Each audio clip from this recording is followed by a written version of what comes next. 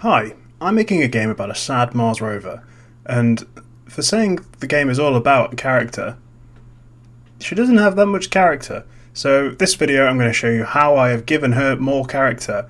I've done all the character building things, I've ignored all of their problems, I've given them some trauma, and I've said, ew, it's character building. I've said character too much, haven't I? Character. No, I definitely have. So we start things off a little differently than usual because this is Blender, not Unity. This is currently the model for Perry that I'm using. I don't think it probably is the best model I've ever made actually, which is a sad indictment because this isn't brilliant. It kind of toes the line between low poly and not low poly. Like you can see very clear edges here, but I don't know if I like that. It feels very in between. But we're not here to look at the topology. No. We're here to look at animations down here.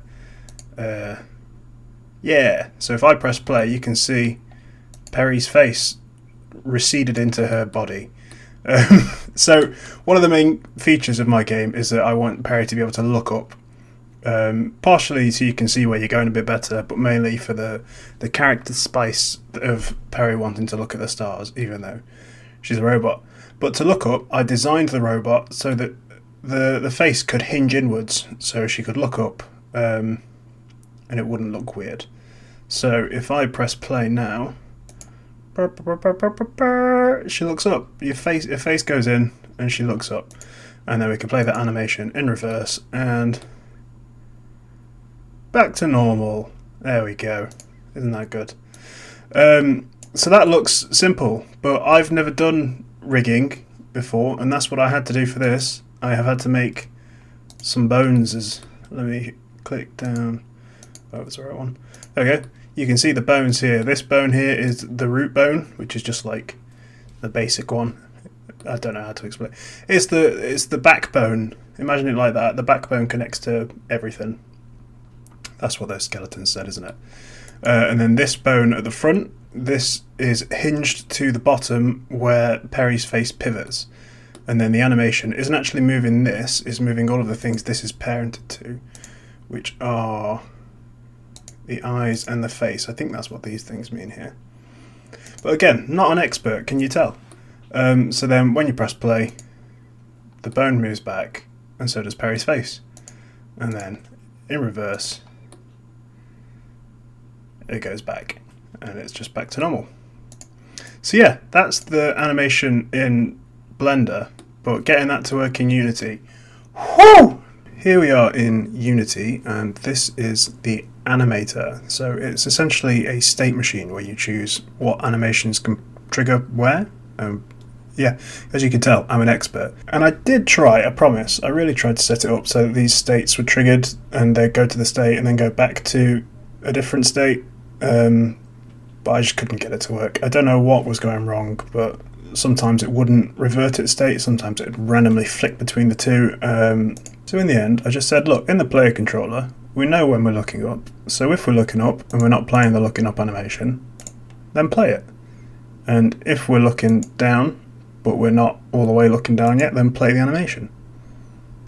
And that's it. And that worked. I spent literally 3 hours trying to figure out this mess of a traffic light, and that's all it took.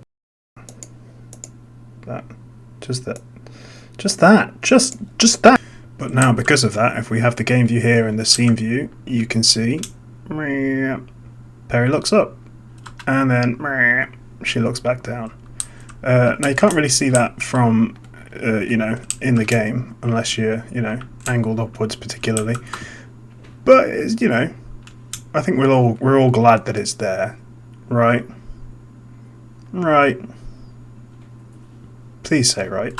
But now that we've got that potentially pointless change out of the way, I can make different versions of the Perry model now, and they'll all still look up and all the lights will still work. Like this version where all of her windows are broken and she's got little dents in her.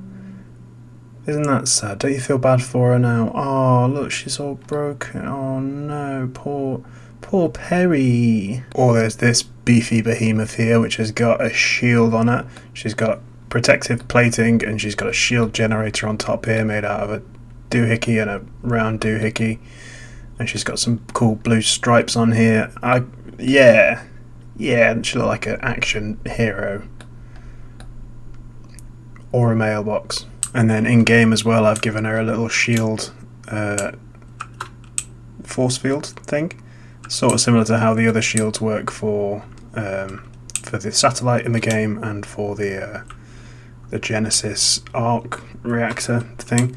And then I've put a little light here as well, because otherwise I don't know if this blocks light, but it looks very dark otherwise, so I've put a little light where the emitter is, and now you can see her better as well.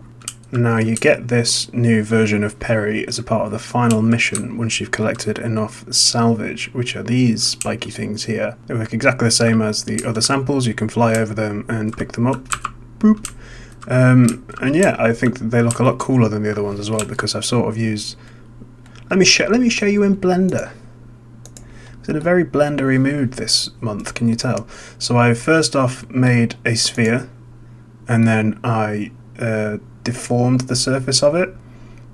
I can't really remember how to explain exactly. So I made a sphere, and then I added a displace modifier after using a subdivision. So basically I made the circle, made it have a million different faces on it, and then displaced it using some noise. So the noises are... So yeah, using this texture as a shader, as something, I use this noise to displace the surface, and then I shade one of them smooth, one of them not smooth, and it looks like you got a load of spiky crystals poking out of a turd. But cool! Now onto something that looks like a turd with a face. This is a rock. I made a rock with some eye holes in it, because while adding things for Perry to pick up, I thought, why not have some collectibles? That'll give us some character, right? Some things that she can pick up and that we as the player can read about and get Perry's thoughts on it, and yeah, just personify her a bit more. So this is the friend rock, I've called it. So it's just a bit of rock that you're going to find near the base at the start, but it's got eyes in it, and Perry thinks it could be a friend, but it was just shy and it didn't want to come over and say hello. But he was watching. He was always watching. That sounded more sinister than I meant it to. I also made this little futuristic cassette tape thing, which will have a message on it from Perry's creator. Ooh. So that'll be an extra little bit of lore and characterization that I'll add when you can pick this up in the game.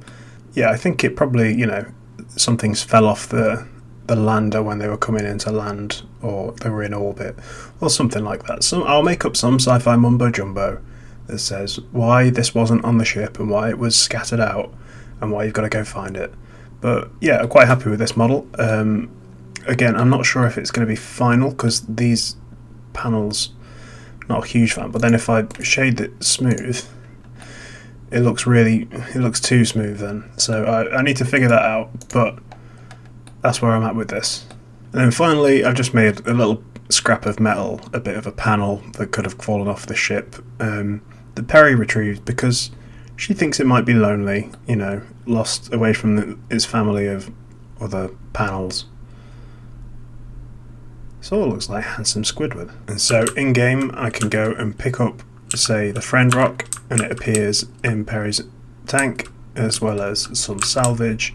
And let's go and pick up the tape as well, and you'll be able to see that in there.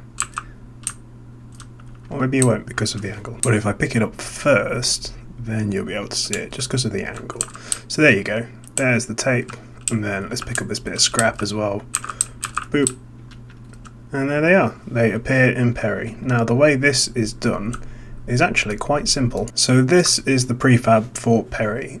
We've got the other versions of Perry here, just disabled. And here we have some samples, which if I turn them on, you can see are in the different positions inside Perry's tank. So in there you can see there's the 3 bits of dirt, and we can turn them off, and then with plants we can turn them on. And so yeah, whenever you pick something up, we have a script called the diegetics controller here. If this sample in the tank is of this type, then we set that one to active. Now first off, I set this up to be I multiplied by 2, or I multiplied by 2 plus 1, because the way they are set up on the script here is dirt, plant, dirt, plant, dirt, plant. So dirt in the first slot, plant in the first slot. So if I is equal to 0, then that means there is a type of dirt sample in that position. So we say tank samples I multiplied by 2 to get the position of that sample, that being 0, 2, 4. And then the same for plants, but we offset it by 1. So instead of 0, 2 and 4, it's 1, 3 and 5. But I don't want to change that for the salvage, so I just added those on the end, and then we say I plus 6. Now that's for the samples, but for the collectibles it's slightly different, because there's only one of these each, so I didn't want to have 3 versions of it that we enable and disable depending on what order you pick it up. That seems complicated. So I've got the tape, I've got the scrap, and I've got the friend rock, currently in position 1. Y 0.4, all of them have got the same position, and Z 0. And the collectibles is slightly offset so that it's in front. But then what we do, if we find one of 4, 5 or 6, which will be the rock, the tape or the scrap, then we enable that model and we set the position they're in to be I plus I times 0.1. So it'll be 1.1, 2.2, 3.3. And that means that when we pick up the scrap and we pick it up in 0.2, and that'll be 2.2 minus 2.2, sorry, and then there we are, position 3. And then finally, if you heard there, I've been working on some new sound effects. So when you start up the game, Perry makes that noise, and if I would start driving, the pitch of the engine increases or decreases depending on if I'm pressing the button or if I'm not. So this is idle, and then that's not idle. I've also changed the sound effect for picking items up, because before it was a hoover and that was a bit silly, whereas this sounds more like a sci-fi tractor beam sort of thing. And then I think these two are the ones that add the most character. If I press shift, you can hear the servo as Perry looks up, and then if I release, the servo noise again for Perry's face moving back to the correct position. And I really like that, but I think it's my second favourite noise, because my first favourite noise, I need to do something a bit mean. We're going to crash. Oh no, did you hear Perry? She made a sad noise. Oh, if you crash or hit something, on collide is where it's called. So if you collide with anything while going over a certain speed, then Perry makes a sad beep. Boing. Let me show you. So really simple, I just have a private void on collision enter, which just triggers whenever the collider or the player hits another collider. Normally here you would do some sort of check that you're colliding with what you want to collide with, but in this case we just want to check if we collide with anything. And if the magnitude of the vector velocity, so velocity isn't just, you know, it's not I'm going at X miles an hour, it's a direction. So we can't just say if X is over something, if Y is over something, if Z is over something. We say if the magnitude, which is the length of the vector, is more than 2. I've not really tweaked this number, I just chucked that in because that made sense, just felt like a decent one. But I might change that after some testing.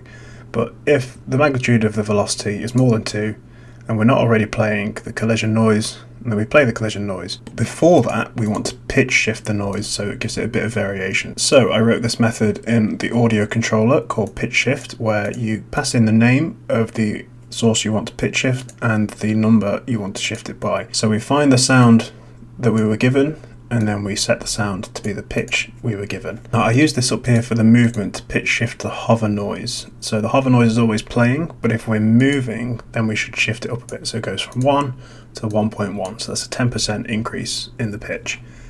But down here, when we collide, I want it to be sort of random, so I've set it to give a range between 1 and 1.4. So hopefully that means that when you crash, it always sounds slightly different, slightly more personal, and makes you feel bad, makes you feel like a worse person. There we go, power up. Let me just check, do I feel like a bad person if I crash? I do, yeah, that works. I feel awful. Oh no, I feel terrible now, I feel really bad. So yeah, that's where I'm up to this month. It was a bit of a busy month life-wise, so I didn't get too much done, but I've got a lot of ideas of what I want to do next. And I think it's time to replace this map, don't you? But yeah, thanks for watching, and I'll see you next time, hopefully when I can make you feel like an even worse person.